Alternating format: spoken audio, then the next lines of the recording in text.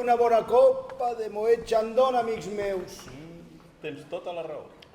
Qui anava a dir fa 40 anys que avui estaríem aquí bevent una copa de Chandon i Moet? Moet i Chandon. Es diu Moet i Chandon. Bé, doncs això de Moet i Chandon, eh? Però qui ho diria fa 40 anys? No, ni pensar-ho. Pensau ningú. Amb una miqueta de sort ens arribava per una tasseta de te. Una tasseta de te fred. Sense llet ni sucre. Ni té. Oh, i amb una tassa trencada. Nosaltres no teníem ni tassa. El bevíem amb un full de diari enroscat. Nosaltres el llepàvem d'un drap moll. Tot i ser pobres, érem feliços, no? Oh, i tant. El pare ja ens ho deia sovint. El diner no dona la felicitat. I tenia tota la raó. No teníem res i érem feliços. Vivim en una casa vella, minúscula i més derruïda, amb uns enormes forats al sostre. Casa? Teníeu sort de tenir una casa. Nosaltres visquíem tots 26 en una sola habitació. Sense mobles, sense la meitat del terra, tots amuntonegats allà en un racó per no caure. Quina sort de tenir una habitació. Nosaltres vivíem en un passadís.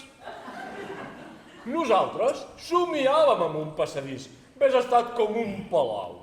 Vivíem en un dipòsit d'aigua ubicat en un abocador. I ens llevàvem tots els dies amb una pila de peix podrit damunt dels nostres caps. Casa! Per nosaltres, casa era un pou tapat amb una lona. Per nosaltres, era una casa. A nosaltres ens van desallotjar del pou. Vam tindre que anar a viure al lago. Éreu molt afortunats a viure al lago. Nosaltres vam viure una temporada tots 155 en una capsa de sabates enmig del carrer.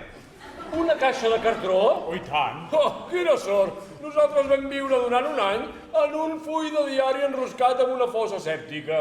Ens llevàvem tots els dies a les 6 del matí per netejar el diari i anar cap a la fàbrica.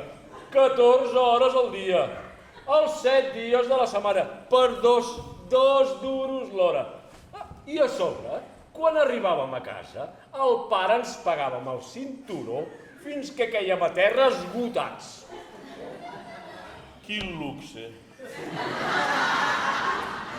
Nosaltres ens llevàvem a les 3 del matí, havíem de netejar el lago, menjar sorra i anar a treballar 20 hores al dia per una peseta a l'hora.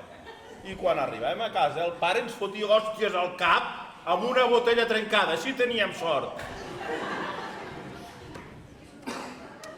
Per nosaltres no va ser gens fàcil, Nosaltres ens llevàvem a mitjanit per anar a netejar el carrer amb la llengua. Menjàvem un grapat de sorra freda i treballàvem 24 hores al dia per 10 cèntims l'hora. I quan tornàvem, el pare ens tallava per la meitat amb un ganivet sense esmolar. Molt bé. Nosaltres ens llevàvem a les 10 del vespre, mitja hora abans d'anar a dormir. Menjàvem verí fred. Treballàvem 29 hores al dia. Pagàvem a l'amo perquè ens deixés treballar.